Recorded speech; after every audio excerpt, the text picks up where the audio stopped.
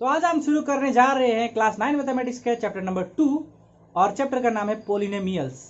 और जैसे कि आपको पता है हमने चैप्टर 1 कंप्लीट कर लिया है। जिन्होंने चैप्टर 1 नहीं देखा है आप मेरे चैनल पर जाके उस वीडियो को आप देख सकते हो। तो आज हम सिर्फ करेंगे इस वीडियो में इंट्रोडक्शन पार्ट। इस वीडियो में मैं बेसिक चीजें आपको बताऊंगा जो कि रहेगा बहुत ही इंपॉर्टेंट। और आपको करना क्या है, आपको वीडियो को स्किप करे बगैर स्टार्टिंग से एंड तक देखना है और इसे ध्यान से देखना है। लेकिन वीडियो को शुरू करने से पहले अगर मैं कह दूं, अगर आपने मेरे चैनल को सब्सक्राइब नहीं किया तो अभी जाके सब्सक्राइब कर ले, अभी सब्सक्राइब कर ले और बेल आइकन को भी दबा दे ताकि हर एक वीडियो आप तक पहुंचे। तो चलिए शुरू करते हैं आज का वीडियो। इसमें मैं आपको बताऊंगा पोलिनोमियल्स के बारे में। इसके बाद वेरिएबल है नंबर 2 पर, नंबर 3 पर डिग्री एंड कोएफिशिएंट, नंबर 4 पर है कांस्टेंट और नंबर 5 पर है types of polynomials on the basis of terms and the exponent, और नंबर 6 पर है आपका स्टैंडर्ड फॉर्म ऑफ पोलिनोमियल्स। तो सबसे पहले मैं नंबर 1 को स्टार्ट कर रहा हूं। तो सबसे पहले पोलिनोमियल। पोलिनोमियल ये दो वर्ड जुड़ के बना है, पोली और नोमियल। पोली का मतलब होता है मेनी, पोली का मतलब होता है मेनी, नोमियल का मतलब होता है टर्म्स। ठीक है, पोली का मतलब होता है मेनी, नोमियल्स का होता है टर्म्स, मतलब कि मेनी टर्म्स। सो ऐसा अलजेब्रिक एक्सप्रेशन जिसमें बहुत सारे टर्म्स हो उसे ही हम क्या कहते हैं, पोलिनोमियल्स कहते हैं। ऐसा अलजेब्रिक एक्सप्रेशन जिसमें बहुत सारे टर्म्स हो उसे हम पोलिनोमियल कहते हैं। सो ये पहला टॉपिक जो है वो कवर हो चुका है। एग्जैक्टली टॉपिक नहीं, पहला पॉइंट जो है पोलिनोमियल। सो अब हम चलते हैं नंबर 2 पॉइंट पर, वेरिएबल। ठीक है, वेरिएबल। वेरिएबल का जो डिक्शनरी मीनिंग होता है, वेरिएबल का मतलब क्या है? वेरिएबल का मतलब होता है ऐसा चीज जो बदलते रहता है, जो फिक्स्ड नहीं है, उसे हम वेरिएबल कहते हैं। जैसे कि वेदर, मौसम, वो वेरिएबल है, वो चेंज होते रहता है। सो पोलिनोमियल्स में जो बदलने वाली चीजें होती हैं उसे हम वेरिएबल कहते हैं। फॉर एग्जाम्पल मैं आपको एक उदाहरण के तौर पर देता हूं। मेरे पास ये एक पोलिनोमियल है, मान लीजिए ये मेरा एक पोलिनोमियल है।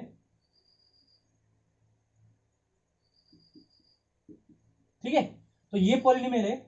अब इसमें जो है ये जो एक्स जो यहां पर है, जो भी अल्फाबेटिकल लेटर्स जो होते हैं यहाँ पर, स्पेशली यहाँ पर ये एक्स एक्स देके रखा है, इसे ही हम क्या कहते हैं, वेरिएबल कहते हैं। क्योंकि इसका वैल्यू फिक्स नहीं है, इसका वेरिएबल, इसका वैल्यू कुछ भी हो सकता है, इसे हम क्या कहते हैं, वेरिएबल कहते हैं। अगर मैं सिंपल भाषा में आपको कहूं तो अलजेब्रिक एक्सप्रेशन में जो भी अल्फाबेट होता है, अलजेब्रिक एक्सप्रेशन में जो भी अल्फाबेट होता है उसे हम क्या कहते हैं, वेरिएबल कहते हैं। जैसे कि यहाँ पर एक्स है, ये एक्स जो है वो क्या है, वो वेरिएबल है। क्या है, वेरिएबल है। अब ये जरूरी नहीं कि एक्स ही हो। मान लीजिए मेरे पास ये एक है 2t² प्लस t प्लस 1। सो यहाँ पर जो अल्फाबेटिकल लेटर यहाँ पर है, अल्फाबेटिकल जो लेटर है यहाँ पर t, इसे हम कहेंगे वेरिएबल। इसे हम कहेंगे वेरिएबल। इसे क्यों हम वेरिएबल कहेंगे? क्योंकि इसका वैल्यू जो है वो फिक्स नहीं है, कुछ भी है। मतलब कहने का मतलब क्या, इसका वैल्यू जो है वो फिक्स नहीं है, कुछ भी हो सकता है। सो इसे हम वेरिएबल कहते हैं, मतलब कि चेंजेबल। वेरिएबल मतलब ऐसा चीज जो बदलता है। अब आते हैं थर्ड पॉइंट पर, जो कि है डिग्री और एंड कोएफिशिएंट। सबसे पहले मैं आपको डिग्री के बारे में बताता हूं। फॉर एग्जाम्पल के तौर पर, उदाहरण के तौर पर मैं आपको यहां पर एक पोलिनोमियल लिख के दिखा रहा हूं, एग्जाम्पल दे रहा हूं। मान लीजिए ये एक मेरा पोलिनोमियल है।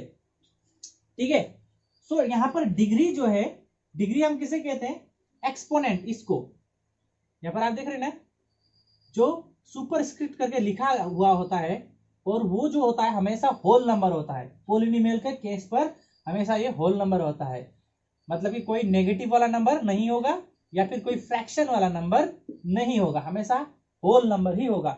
सो इस तरह के सुपरस्क्रिप्ट तरह के जो ऊपर लिखे होते हैं सुपरस्क्रिप्ट में, उसे हम क्या कहते हैं, डिग्री कहते हैं। क्या कहते हैं, डिग्री। ठीक है, और एक एग्जांपल मैं आपको दिखाता हूं। मान लीजिए मेरा पास है 2p 6p square plus 1। So ये भी एक पोलिनोमियल है, और इसका जो ये 2 है उसे हम क्या कहते हैं, डिग्री कहते हैं। क्या कहते हैं, डिग्री कहते हैं। ठीक है, तो ये 2 इसका डिग्री है। लेकिन यहां पर एक और बात को आपको ध्यान देना है। जैसे कि मैंने इस तरह से लिखा, मान लीजिए मेरा ये एक पोलिनोमियल है। ठीक है, अब इसमें बहुत सारे डिग्रियां हैं। देखिए जैसे कि ये 4 ये भी डिग्री है, 3 भी डिग्री है, 2 भी डिग्री है।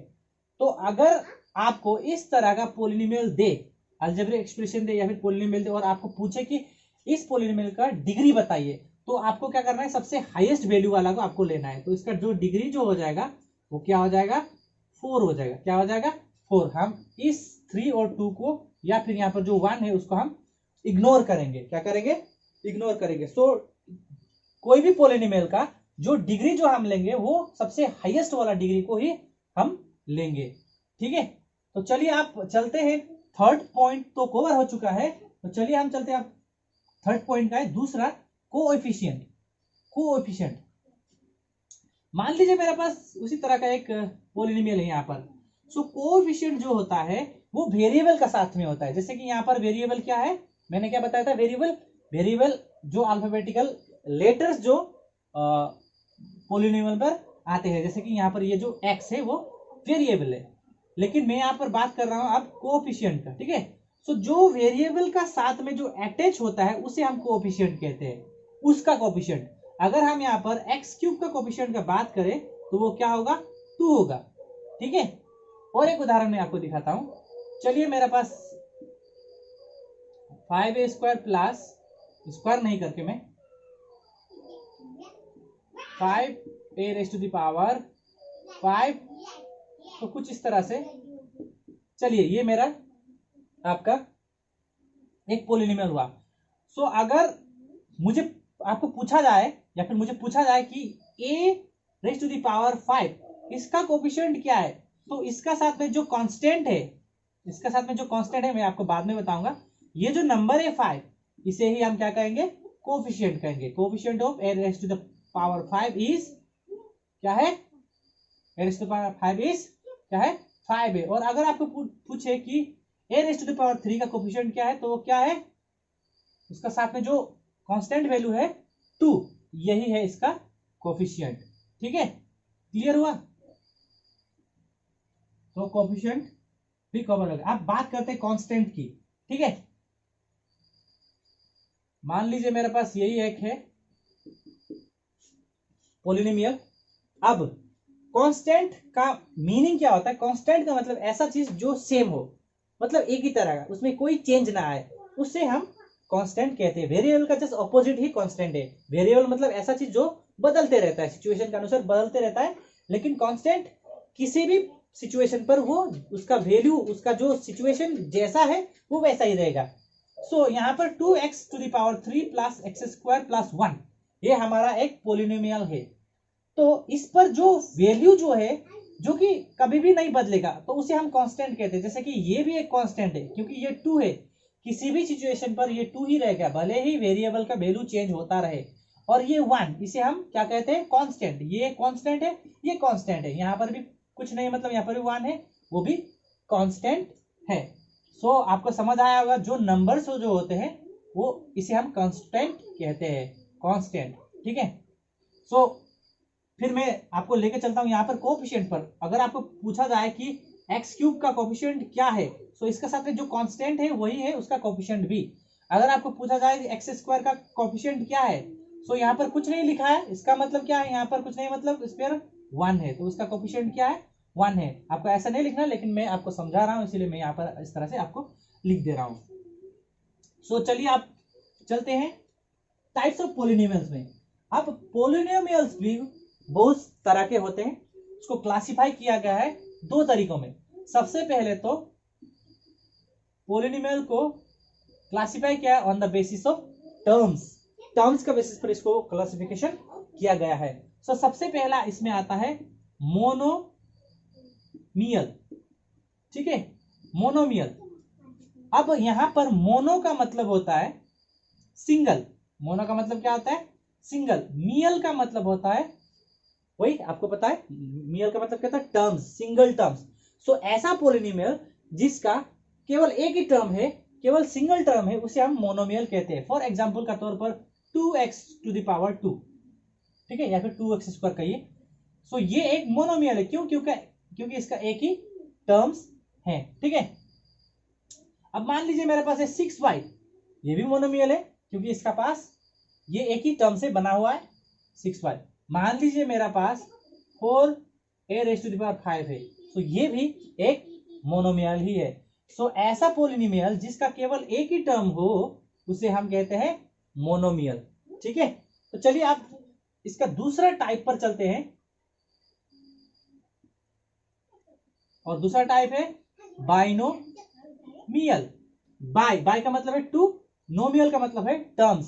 सो ऐसा पोलिनोमियल्स जिसका पास टू टर्म्स है या फिर जो दो टर्म से बना हुआ है उसे हम बाइनोमियल कहते हैं। उदाहरण के तौर पर, एग्जाम्पल का तौर पर 2x+1, तो यहां पर आप देख सकते हैं ये एक टर्म है, ये दूसरा टर्म है। सो दो टर्म से बना है तो ये एक बाइनोमियल है। या फिर आप 3y⁻3 4, देखिए दो टर्म से बना है तो ये भी बाइनोमियल है। या फिर आप 2x² प्लस y, ठीक है, y नहीं कुछ भी नंबर 4। सो यहां पर भी ये दो टर्म से बना हुआ है तो इसीलिए हम इसे बाइनोमियल कहते हैं। एक और मैं उदाहरण लिख देता हूं आपको, 2 ही नहीं, बार बार 2 लिखता भाई। चलिए, सो ये भी बाइनोमियल है, क्यों, क्योंकि यहां पर भी आपका दो टर्म है। सो ऐसा पोलिनोमियल जिसका दो टर्म हो उसे हम क्या कहते हैं, बाइनोमियल कहते हैं। सो बच्चों मैं आपको बता रहा हूं क्लासिफिकेशन ऑफ द पोलिनोमियल, मैं पोलिनोमियल क्लासिफिकेशन बता रहा हूं on the basis of terms का बेसिस पर, ठीक है। सो अब इसमें थर्ड आता है आपका, थर्ड क्लासिफिकेशन है नंबर 3। हमने पढ़ा मोनोमियल जो कि सिंगल टर्म हो, बाइनोमियल जिसमें दो टर्म हो, अब है ट्राइनोमियल। कौन सा मियल, ट्राइनोमियल, ठीक है, ट्राइनोमियल। अब ट्राई का मतलब होता है 3, नोमियल का मतलब होता है हाँ टर्म। सो ट्राई का मतलब होता है 3, नोमियल का मतलब टर्म। सो इसका क्या हो सकता है डेफिनेशन, बिल्कुल सही, ऐसा पोलिनोमियल जिसका तीन टर्म्स हो, जैसे कि 3x⁻3, 4x⁻2 प्लस 1 या फिर 4, कुछ भी नंबर हो। सो अब यहां पर आप नोटिस करें 1 2 3, ठीक है। तो कितना टर्म्स है यहां पर, तीन टर्म्स है। सो इसीलिए हम इसे क्या कहेंगे, ट्राइनोमियल कहेंगे। अब उसी तरह से 2y² प्लस y प्लस 5 मान लीजिए, तो यहां पर भी आप देखिए 1 2 3, तीन टर्म्स है, तो इसीलिए हम इसे क्या कहेंगे, ट्राइनोमियल कहेंगे। सो आपको अब पता चल गया होगा हम पोलिनोमियल को क्लासिफाई कैसे करते हैं, on the basis of terms, उसका टर्म्स को देखते हुए कैसे क्लासिफाई करते हैं। मोनोमियल जो कि सिंगल टर्म्स हो, बाइनोमियल जिसमें दो टर्म्स हो, ट्राइनोमियल जिसमें तीन टर्म्स हो। चलिए अब चलते हैं classification on the basis of. अब पोलिनोमियल को क्लासिफाई किया जाता है on the basis of their degree also, ठीक है। उनको डिग्री को देखते हुए हम उसे क्लासिफाई करते हैं, उनका डिग्री जैसा होगा उस तरह से हम उनको क्लासिफाई करेंगे। सो सबसे पहले आता है लीनियर। कौन सा आता है, लीनियर। सो ऐसा पोलिनोमियल जिसका डिग्री केवल 1 हो उसे हम क्या कहते हैं, पोलिनोमियल, सॉरी लीनियर पोलिनोमियल कहते हैं, लीनियर पोलिनोमियल। जैसे कि मान लीजिए मेरा 2x+1 है, ठीक है। सो यहां पर डिग्री जो है यहां पर आपका इस वेरिएबल का ऊपर है, कुछ नहीं मतलब यहां पर 1 है। सो जिस पोलिनोमियल का डिग्री 1 होता है उसे हम लीनियर कहते हैं, लीनियर पोलिनोमियल कहते हैं। मान लीजिए 3y प्लस 5, ठीक है। सो कुछ नहीं मतलब यहां पर 1 है, तो इसका डिग्री कितना है, 1 है, ये लीनियर है। मान लीजिए मेरे पास है 5p, केवल 5p, सो इसमें कुछ नहीं मतलब क्या है, 1 है। सो ये भी एक लीनियर पोलिनोमियल हो गया। अब इसमें टर्म्स कितना भी है उससे हमें कोई मतलब नहीं, बस हमारा जो पावर है, जो हमारा जो डिग्री है वो केवल 1 होना है। सो इस तरह का पोलिनोमियल को हम लीनियर पोलिनोमियल कहते हैं। ठीक है, उसके बाद आप चलते हैं नंबर 2। Number 2 quadratic polynomial. कौन सा polynomial? Quadratic polynomial. Quadratic polynomial क्या होता है? जिस पोलिनोमियल का डिग्री 2 हो, जिस पोलिनोमियल का डिग्री कितना हो? 2 हो, उसे हम क्वाड्रेटिक इक्वेशन नहीं, क्वाड्रेटिक पोलिनोमियल कहते हैं। जैसे कि 2x to the power 2 plus 1। तो यहां पर आप देख लीजिए, ये जो है आपका पोलिनोमियल, इस पोलिनोमियल का जो डिग्री है वो 2 है। सो ये क्वाड्रेटिक पोलिनोमियल है। मान लीजिए मेरे पास है 7y raise to the power 2 plus y plus 5। अब यहां पर इस क्वाड्रेटिक, ये भी एक क्वाड्रेटिक पोलिनोमियल ही है। यहां पर इसका डिग्री क्या है?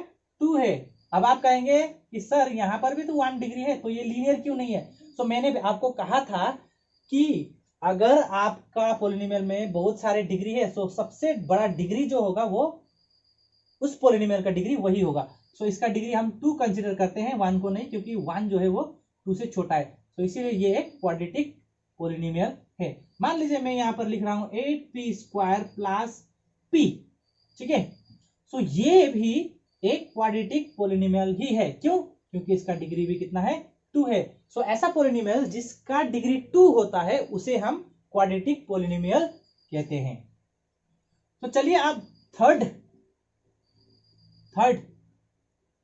ठीक है, थर्ड है आपका क्यूबिक। अब आपको पता चल गया होगा क्यूबिक पोलिनोमियल किसे कहते हैं? आपको बताया तो बताइए। बिल्कुल सही, ऐसा पोलिनोमियल, हाँ बिल्कुल सही, ऐसा पोलिनोमियल जिसका डिग्री जो है वो 3 होता है उसे हम क्या कहेंगे? क्या कहेंगे भाई? Cubic polynomial. आप जैसे कि ये हमारा एक पोलिनोमियल है, तो यहां पर इसका जो सबसे हाईएस्ट डिग्री जो है वो 3 है, तो ये हो गया आपका क्यूबिक पोलिनोमियल। उसी तरह से मैं लिख दूं अगर आपको 8p³ प्लस 1। सो ये भी एक क्यूबिक पोलिनोमियल है। क्यों? क्योंकि इसका डिग्री भी क्या है? 3 ही है। अब उसी तरह से मेरे पास है, मान लीजिए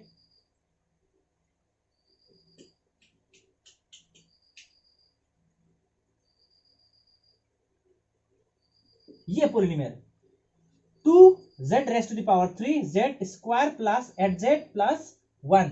सो ये भी एक क्यूबिक पोलिनोमियल भी ही है। ये भी एक क्यूबिक पोलिनोमियल ही है। कैसे? क्योंकि इसका भी डिग्री क्या है? 3 है। फिर अगर आप कहोगे कि सर इसका डिग्री 2 है, इसका डिग्री तो 1 भी है, तो मैंने आपको कहा था कि जो सबसे बड़ा डिग्री है उस पोलिनोमियल का डिग्री को, उसी को कंसिडर किया जाना चाहिए या फिर किया जाएगा। सो इसका डिग्री भी 3 है, तो ये भी एक क्यूबिक पोलिनोमियल है। सो लगभग हमारा टॉपिक जो है वो खत्म हो चुका है। अब लास्ट टॉपिक है स्टैंडर्ड फॉर्म ऑफ पोलिनोमियल। ठीक है, अब इसे किसे कहते हैं मैं आपको बताता हूं। मान लीजिए कि आपका पास 2 raise to the power 3 plus 5x plus 4 plus 3x² है। सो ये जो पोलिनोमियल है ये स्टैंडर्ड फॉर्म पर नहीं है। ये स्टैंडर्ड फॉर्म पर नहीं है।